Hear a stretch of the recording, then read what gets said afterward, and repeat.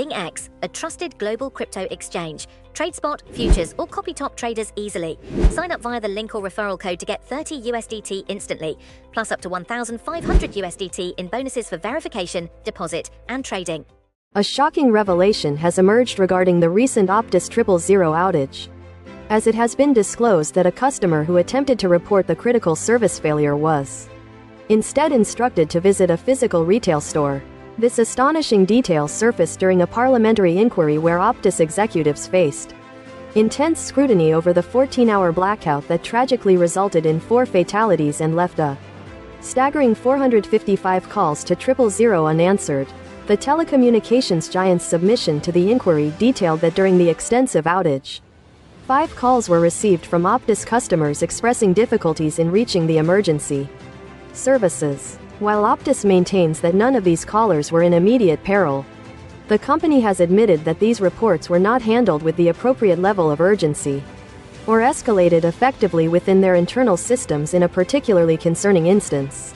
One customer was provided with the address of an Optus store in Norwood, South Australia, and advised to attend in person due to the perceived urgency of their situation. This customer subsequently visited the store shortly before 1:30 p.m. on September 18, not to report the outage directly, but to purchase a new mobile phone, citing their current device as old and malfunctioning. This misplaced directive occurred even as the South Australian Ambulance Service made 3 separate calls to Optus within a single hour to alert them to the ongoing 000 emergency. And the South Australian Police also contacted the company regarding the critical issue. The revelations raise serious questions about Optus's response protocols and customer service during a period of national crisis. Further details also emerged concerning the technical cause of the outage, with Optus's network provider, Nokia, reportedly relying on an outdated procedure document during a firewall upgrade in Regency Park, South Australia. This oversight meant that phone traffic was not offloaded as intended, leading to the widespread inability to connect calls. Automated email alerts indicating potential issues during the upgrade were also reportedly dismissed as routine activity. The inquiry heard that out of 605 unique numbers that attempted to call 000 during the outage, only 150 were successful, with others connecting through different exchanges or emergency camp-on services, while 455 calls failed to connect entirely.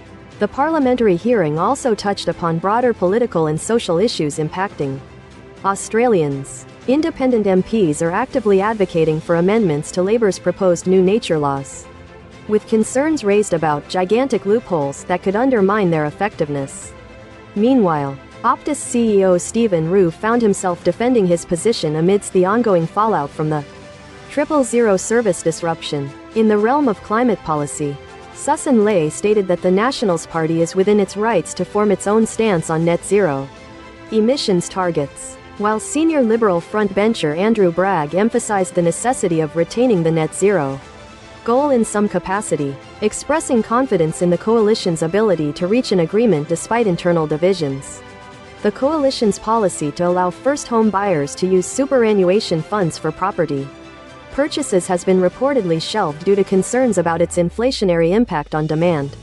Acknowledging internal polling challenges, Liberal frontbencher Melissa McIntosh admitted that Australians are currently expressing dissatisfaction with the opposition. Nationals leader David Littleproud offered a nuanced perspective on emissions reduction, suggesting Australia should not be a laggard but also not streaking ahead. Barnaby Joyce, a prominent figure advocating for the abandonment of net zero targets, indicated he still has questions regarding the Nationals' energy policy.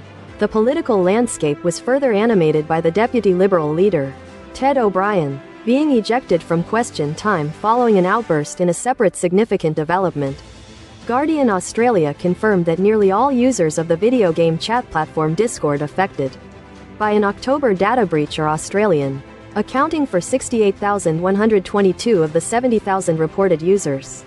This breach involved usernames, email addresses, billing information, IP addresses, and a small number of government ID images, raising privacy concerns, particularly as Discord had recently implemented age verification measures using facial recognition and ID checks in Australia and the UK.